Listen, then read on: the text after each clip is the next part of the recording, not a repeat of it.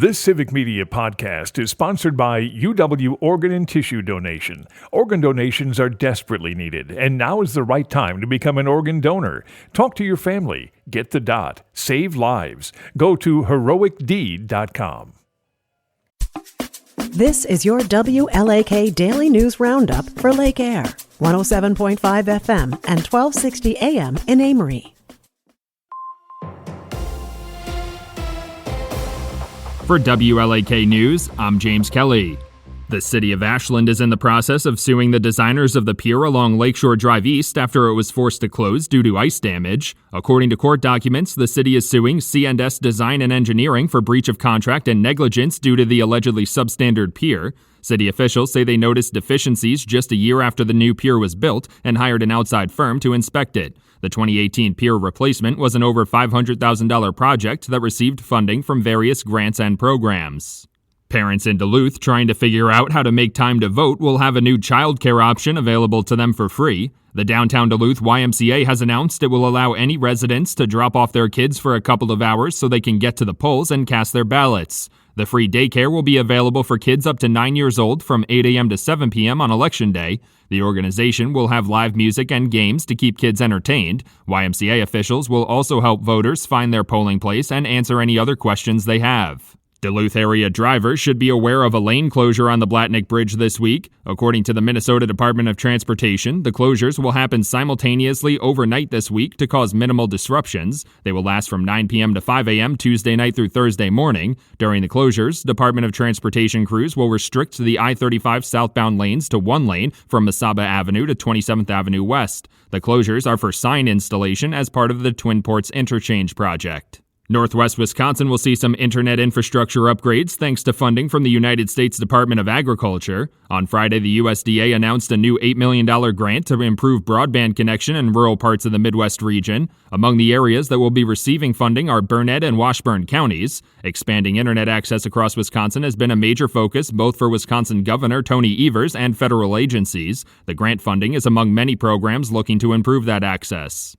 A wanted Minnesota fugitive was arrested in northwest Wisconsin over the weekend. According to the Polk County Sheriff's Office, an arrest warrant had been issued for 32-year-old Jack Guy of Hennepin County, accusing him of second-degree murder. On Saturday afternoon, the Polk County Sheriff's Office Emergency Response Team and the Hennepin County Sheriff's Office conducted an arrest operation at an apartment in Balsam Lake. Guy was taken into custody without incident and was taken to the Polk County Jail to await extradition.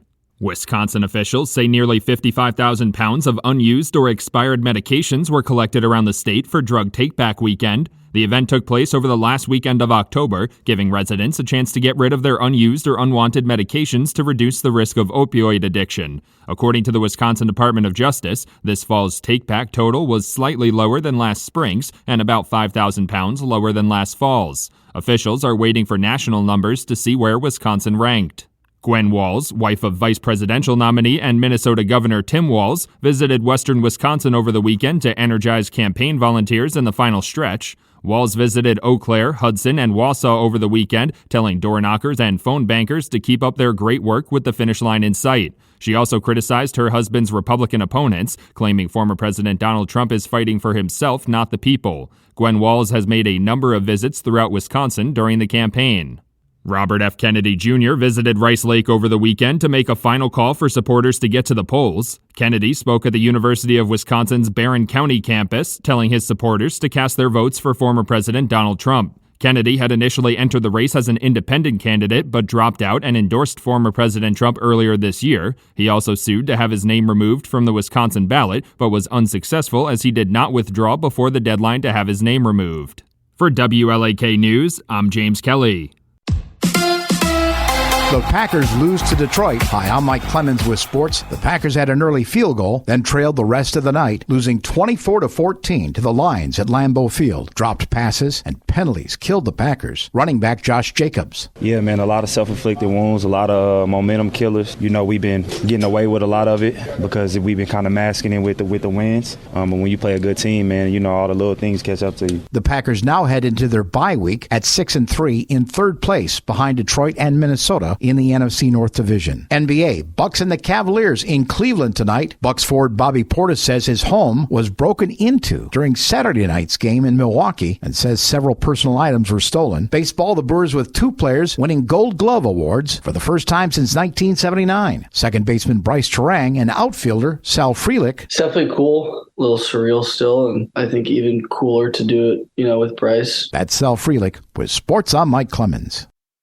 On your entertainment beat, I'm Pete Schwaba. Rapper Young Thug was sentenced to 40 years in prison for gun and drug charges. Despite this news, the incredibly successful rapper, whose real name is Jeffrey Williams, will be released from prison and given credit for time served. The judge set all kinds of contingencies and strict parameters in regard to the sentence. With a name like Young Thug, he is asking to be a suspect in any crime. Maybe legally change your name to something a little less crime-friendly. Young Weeblo Scout or Young Member of Up With People. I'm spitballing here. This year's World Series went yard in the ratings, which is not a huge surprise considering the teams represented the 2 biggest markets in America. Yahoo Entertainment reports that more people watched the Los Angeles Dodgers defeat the New York Yankees in 5 games than any previous World Series dating back to 2017. This was the first year they put pitchers on a clock to speed up the game, but despite that, the season did not end any sooner. There have been many lifelong Republicans who are jumping ship and endorsing Kamala Harris for president. Arnold Schwarzenegger is continuing the trend in Hollywood. On the platform formerly known as Twitter, the former California governor said he is an American before he is a Republican and therefore will vote Harris. This is not a huge shock as Arnold has always surprised people politically and as an actor. What I find most surprising is that Schwarzenegger's Austrian accent hasn't gotten any less thick in 50 years. Game of Thrones might be coming to the big screen. Series creators say it was always their intention to end the iconic TV show with 3 feature films instead of the finale HBO went with. The Hollywood Reporter says Warner Brothers has a project in the works, but it is in the very early stages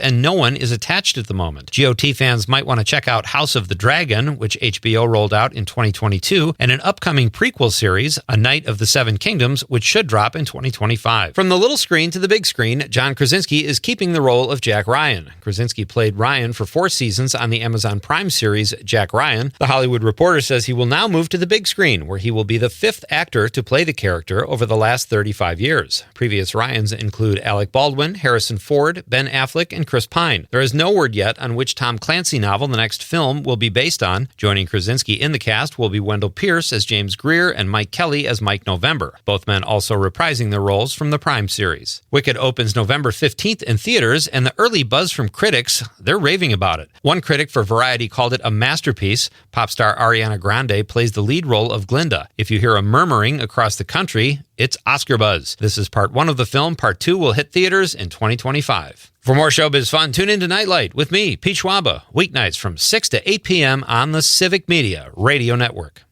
It is going to be cloudy and drizzly with some off and on patchy fog here throughout the day. Today, our high in the low to mid 60s this afternoon. Tonight, cloudy with showers in the mid to upper 40s. Tomorrow, cloudy with rain likely and highs in the low 50s. I'm meteorologist Sean Cable. Temperature now 52.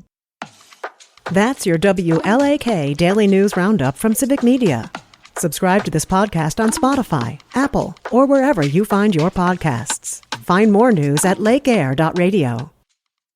The national news cycle never stops, but it can be hard to find news about your local community. Civic Media is dedicated to providing quality local and state news coverage across Wisconsin. With the Civic Media app, you can get notifications about local stories that matter to you and your community. Find the free Civic Media app in your phone's app store and choose notifications from the menu to tell us what kind of news you want to hear about.